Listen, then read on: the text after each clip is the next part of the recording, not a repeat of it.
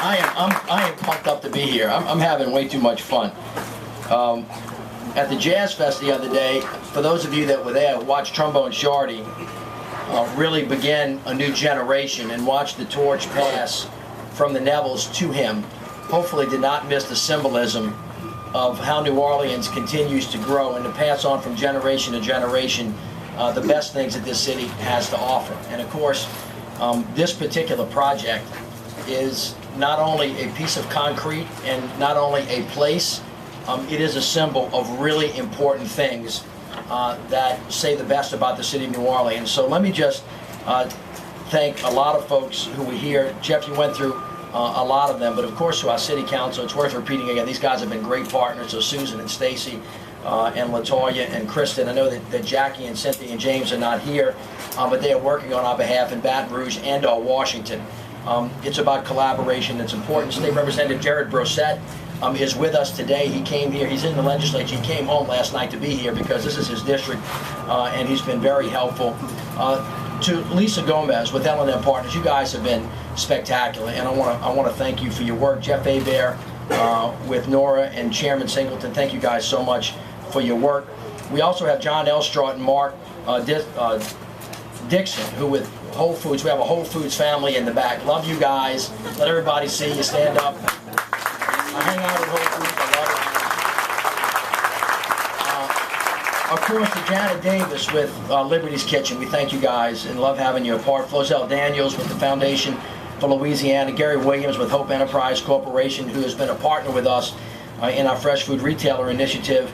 And John Weidman with the Food Trust. Of course, to Lizette Terrell with Chase. To our friends at Goldman Sachs, who have been just spectacular partners as well. And of course to Ben Sachs and the entire Tulane family, I thank you. And finally to our Economic Development Advisor, Amy Quirk, and her entire team. You guys and everybody else that has been part of this has just been tremendous. So I want to just speak for a minute about not just the thing, which is where we are today, this entire beautiful development that's place-based. And by the way, it's not just Broad Street, right, which is east to west. It's also the Lafitte Greenway, which is south to north and north to south. Back in the day, so y'all heard me talk about the beginning, which was Bienville, right? We were a mecca of diverse peoples. Look around you now and understand that that was the germ. We were always a diverse peoples, and this city was connected by waterways. It became separated over time by overpasses, right, by concrete, and it got isolated and it got siloed.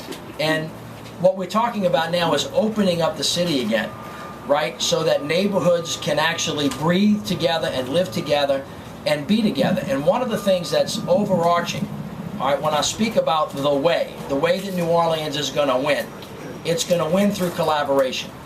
It's going to win through partnership. Everything that's happening in this city right now, everything that is a success, is a consequence of collaboration. It's about generations coming together, like Trombone Shorty and the Nevilles, right? It's about people who were never from New Orleans coming to New Orleans, falling in love and staying. Jeff Schwartz is a good example. When I was a lieutenant governor, I had the great privilege of trying to tell all of the young people from Harvard, Stanford, MIT, that this is the place where America is going to find herself again. And lo and behold, some of them stayed. Some of them became Aero Fellows. Some of them decided to plant their flag in New Orleans and to use their intellect and their expertise and the partnerships that we had. LaTara Cantrell exemplifies this better than anybody else. Little girl from Broadmoor meets up with folks from Harvard, gets to know Walter Isaacson, who used to live in the neighborhood. They got a better job in New York and then went on to Washington, D.C., right? Everybody came back and everybody started collaborating, and people started thinking about a new way, which was partnerships, opening up communities to each other, and then they began to dream about what could be possible and how could we build New Orleans back, not the way she was, but the way we always wanted her to be. And so now you have this particular project, all right, the thing, which exemplifies the way. And this thing is not just one thing. It's not just Whole Foods. It's not just about giving people access to fresh foods, which is important. It's about Liberty Kitchen, right? And Liberty's Kitchen is about taking young men and women, right, and giving them a pathway to progress and a pathway to prosperity and mentoring them and showing them So not only just giving them a helping hand, but teaching them the way so that they can then turn around and begin to actually take care of the people of the city north. It's about health and Tulane. And it really is about this partnership of not only jobs, but the well-being of the entire community. And it is a connector. It's a physical connector. It's a spiritual connector. It's a symbolic connector. And so I'm thrilled because this project really symbolizes what it is that I tried to talk about in the State of the City address the other day, where New Orleans is finding the way to win. We're doing it together, and we have found a way to make her the way she always should have been. So I wanted, on behalf of the people of the city of New Orleans, to just thank all of you.